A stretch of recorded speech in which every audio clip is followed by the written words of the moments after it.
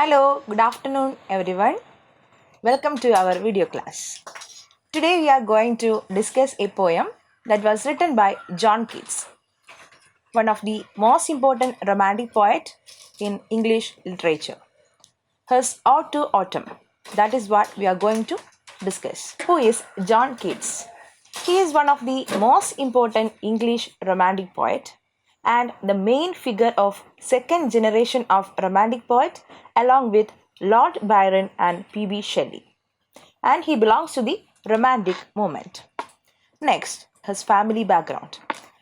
His father, Mr. Thomas Keats, he was one of the stable keeper, but he died in the year of 805 due to an accident. Then his mother, Frances Keats, she died in the year of 1810.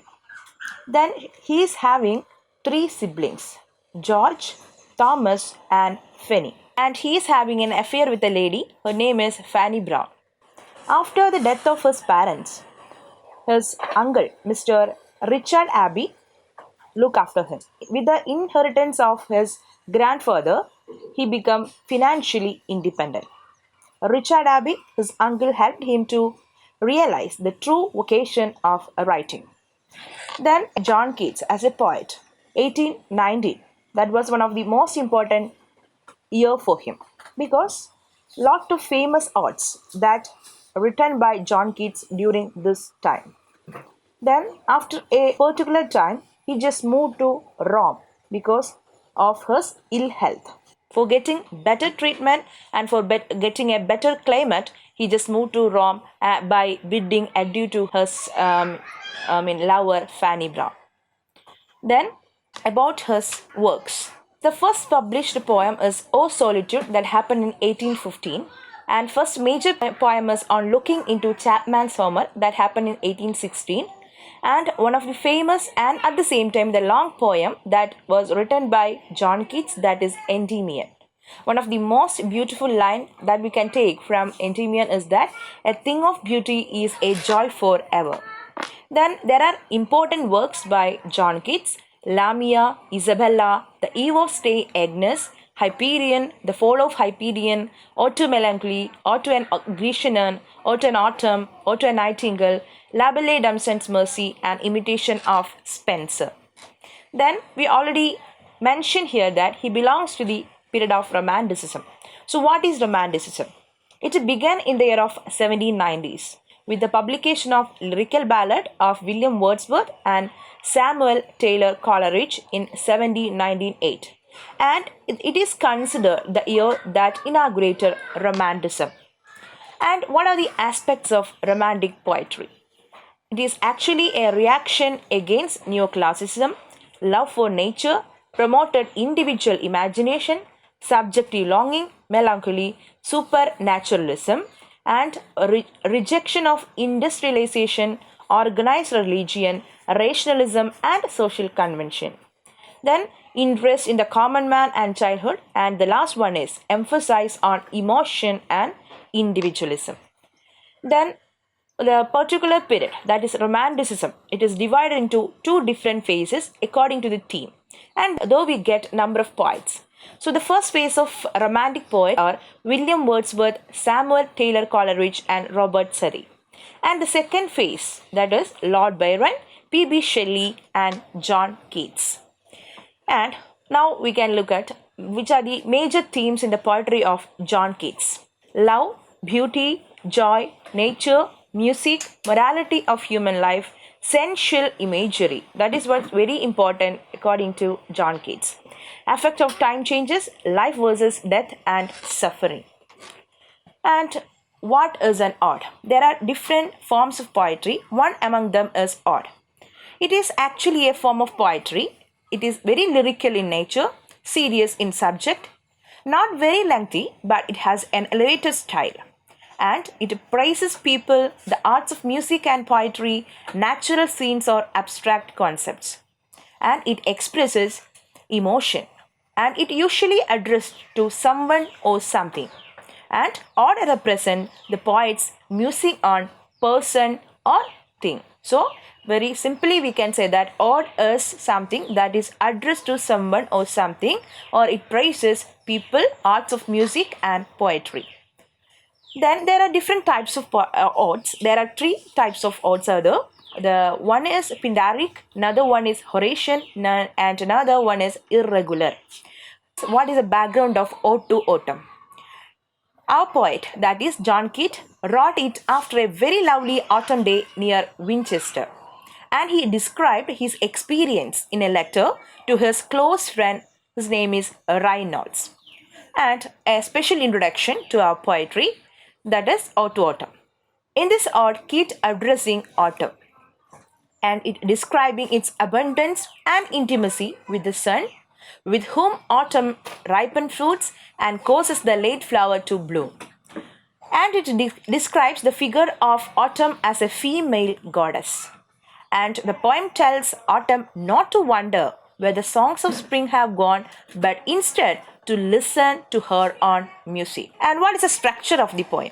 The poem has 311 stanzas, and it coming under the Horatian ode, and its rhyme scheme is AB AB CDE CDE, and it contains very specific natural landscape and images, gives complete picture of autumn season, and the poem it is interpreted as a meditation on death, and it's a allegory of artistic creation, and it is most perfect short poem in the English language. Okay, then let's go through the poem Ode to Autumn.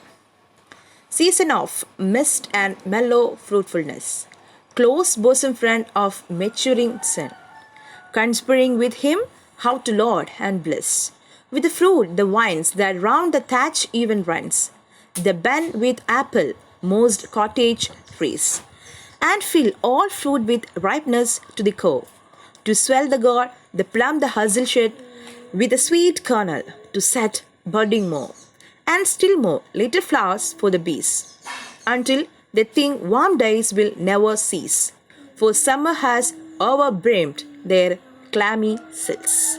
This is the first stanza of the poem Ode to Autumn. There are different difficult meanings are there. The first one is, what is mellow? That means maturing. The another word is maturing. That means growing.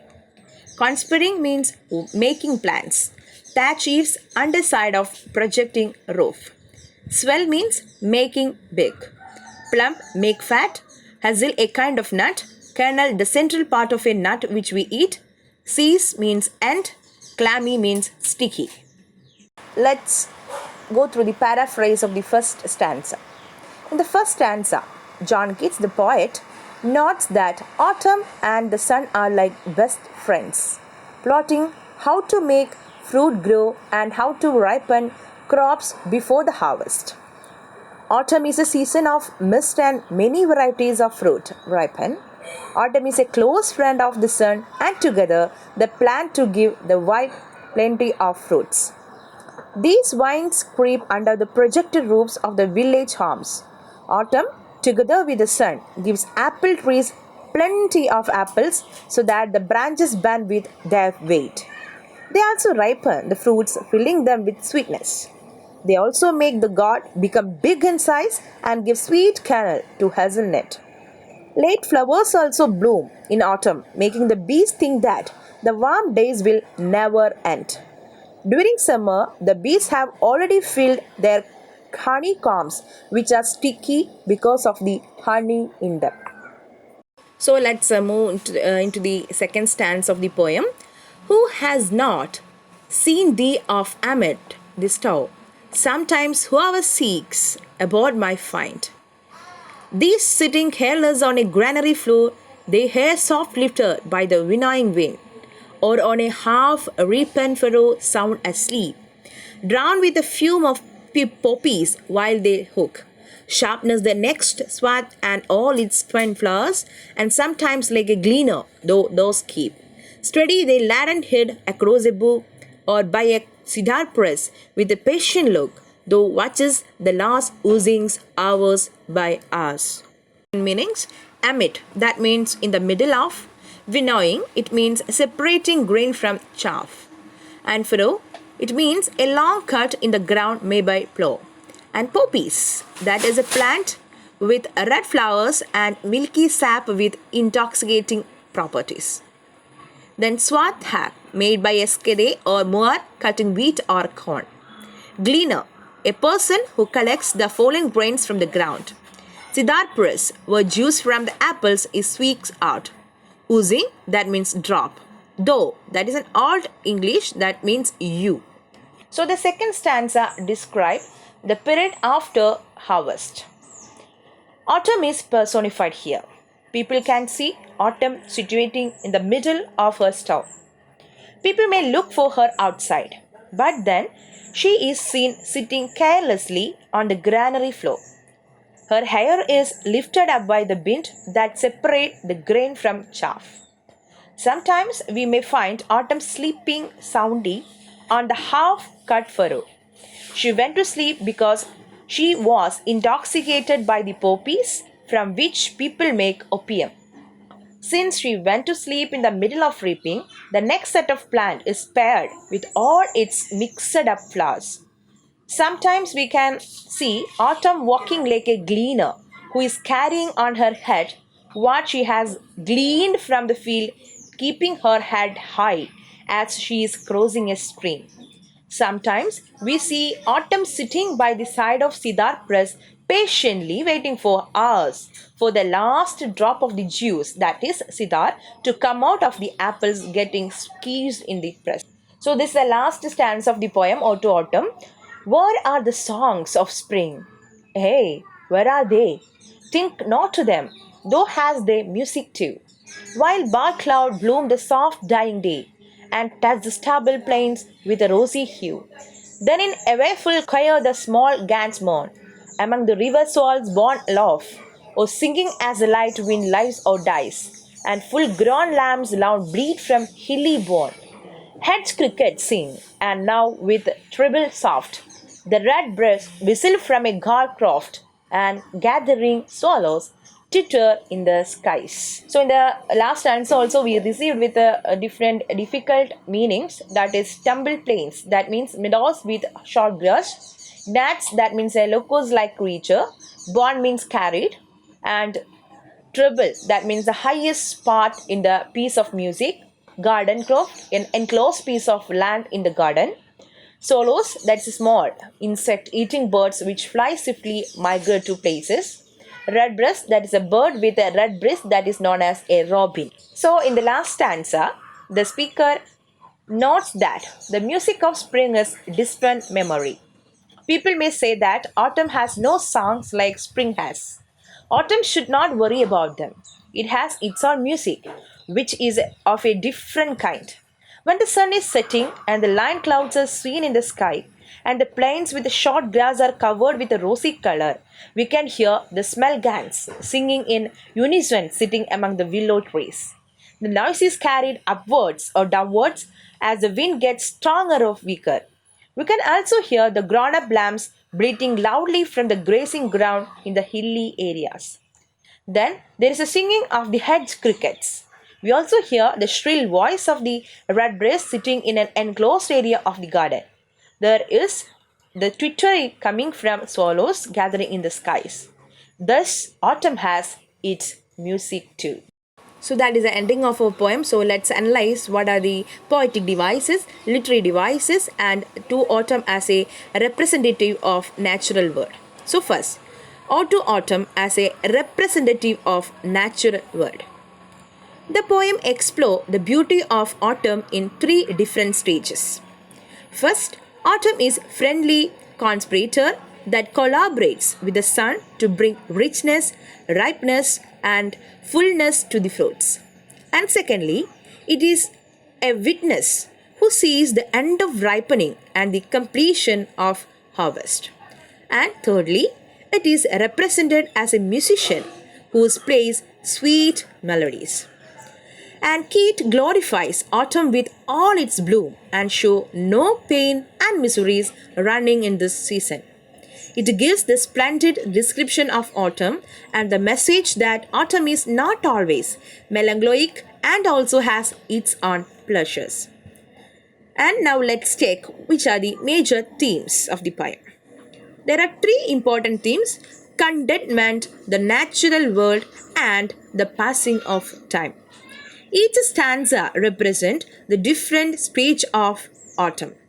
The first stanza unfolds the start of autumn. Second describe the harvest time. And the final stanza gives us a clue about the departure of the season.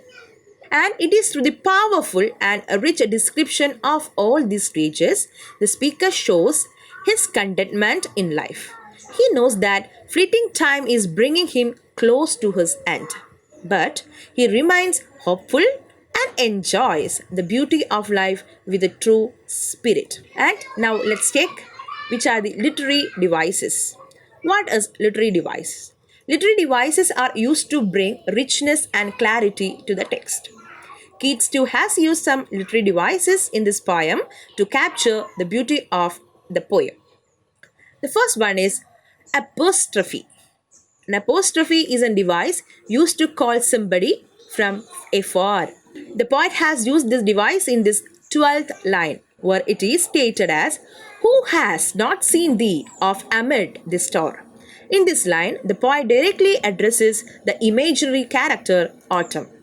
And the second literary device is that rhetorical question. A rhetorical question is often used to make a point not to receive an answer. Keats has posed rhetorical question in the second and third stanza to emphasize his point, such as "Where are the songs of spring?" And another literary device is that personification. This is one of the most important literary devices used by John Keats in the poem Ode to Autumn. Personification is that it gives human characteristics to an non-human things. Keats has used personification in the opening lines of the poem. Season of mist and mellow fruitfulness, close bosom friend of the maturing sun. He personified the autumn season and the sun by calling them friends, as if these abstract things are human with intimate relation. So another literary device used by John Keats in the poem Ode to Autumn is imagery. The use of imagery makes the reader visualize the writer's feelings and emotions. Keats' imagery evokes the perception of sight, hearing, smell, taste, and for instance, in the first stanza, he uses visual imagery such as thatched-eyed, mossed cottage trees, the granary floor, plumb the hazel shell, and full-grown lambs. And there is also sense of smell imagery in the second stanza, such as fume of poppies and sweet kernel. And tactile imagery is used in the last stanza, such as clammy cells and winnowing wind. So he makes use of the imagery, that is a perception of sights, hearing and smell and taste in his poetry. So that is the reason why he is known as one of the sensuous poet. So another literary device is that symbolism. Symbolism is using symbols to signify ideas and qualities, giving them symbolic meaning that are different from literary meaning. Keats has used a lot of symbols in the poem, as autumn symbolizes the women and the sun symbolically stands for a male. Similarly, gathering swallow symbolizes end of autumn. Another one is simile. A simile is a figure of speech used to compare an object, animal or person with another object or person or animals to make its meaning clear. Keats has used a simile in the 19th line, and sometimes like a gleaner though those came. Here he compares autumn with a person who gathers the remaining food from the field. Then another literary device is assonance. Assonance is the repetition of vowel sound in the same line. For example, O sound in the among the river swallows born loaf. That is an example. The another one is consonance. Consonant is a repetition of consonant sound in the same line, such as sound of t. And touch the table plains with rosy hue. And as a sound in spares the neck swath and all its spring flowers. And these are the literary devices. Then now look at which are the poetic devices used in the poem To Autumn. The stanza is a poetic form of some lines. There are 3 stanzas in the poem with 11 lines in each stanza. The rhyme scheme of each stanza is A B A B C D E C D E. Then end rhyme. End rhyme is used to make the stanza melodious. Keats has used end rhyme in this poem, such as in the first and second lines of the first stanza, the rhyming words are fullness, bless, sun, and run. Then iambic pentameter.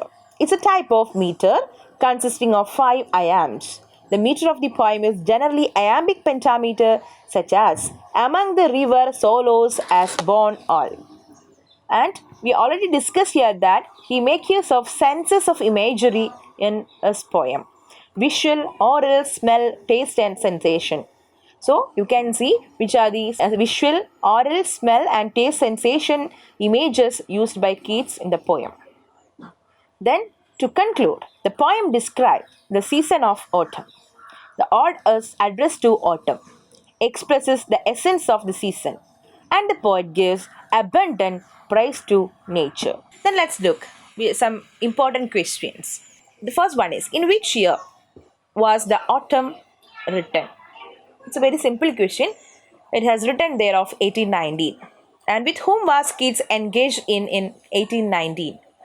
The answer is very simple. That is Fanny Brown. And the figure of speech used in the line, bosom friend of the maturing sun, which is a figure of speech used here. It is personification. Then, why is autumn called the season of mist and fellow fruitfulness? This is one of the questions that you can expect. Another one is, who is called the bosom friend of the maturing sun? So the answer is, autumn is called the bosom friend of the maturing sun. And what consists of music of autumn? What consists of music of autumn? Music of autumn consists of the choir of the gans, the bleating of the full-grown lambs, and the singing of the hedge crickets, the whistles on the red breeze, and the twittering of the swallows. And which feminine image was used by Keats to describe the autumn? It's very clear that the feminine image used by Keats to describe the autumn was that Ceres. That is, Ceres was a goddess of agriculture, grain, crops, fertility, and motherly relationship. What makes the poet to put up the question, where are the songs of the spring? I think we already mentioned here in the realm of rhetorical question. And the poet puts up the question, where are the songs of the spring? Because many people think autumn has no song. In spring, there are different songs. So the poet assured people that autumn has also songs. It has the choir of the gans, the bleating of the full-grown lambs. That is a music of autumn. And there are a number of beautiful lines that we can take in from the poem. One among them is, "Bad clouds bloom the soft dying day and touch the stubble plains with rosy hue." Explain it. Then it's very clearly you can say that stray clouds appear in the sky like flowers as the day ending is very slowly. The light of the sun passing through the cloud changes the grassy plains to some kind of rose flower. And why is it said that the summer has overbrimmed in the clanny cells of bees? There's another question. During the summer, a lot of flowers bloom and the bees collect honey from these flowers and deposit in their cells. Thus, the cell become clammy and they start overflowing with honey. And what is the wakeful choir described by Keats in stanza 3rd? That described by Keats, the 3rd stanza is a noise made by the small gans living along the river. And treatment of nature by Keats, and at the same time the personification used by Keats in the poem, and the imagery, lyrical imagery. These are the expected questions from this poem. Which are the characteristics of music of autumn, and what are the themes of the poem or to autumn and all. Then when we sum up the poem, we can say that one of the most important aspects of romantic poetry is its love of nature. In Ode to Autumn, Keats gives abundant praise to nature. In the first stanza, we see the vines full of grapes, the apple trees bending with weight of apples, the huge gourd, the plum hazelnut, and the late flowers and the bees, and their honeycombs overflowing with honey. All these are indicative of the richness and variety of nature. Then we see the granaries, the half-reaped field, the gleaners and the cedar press and such other things. Finally, we have a concert with the performers and gans, lambs, hedge cricket, redbreast and swallows. Nature comes very clearly before our eyes. So I think you get the poem very well. Then see you in the next video lesson. Bye bye. Have a nice day. Stay safe at home.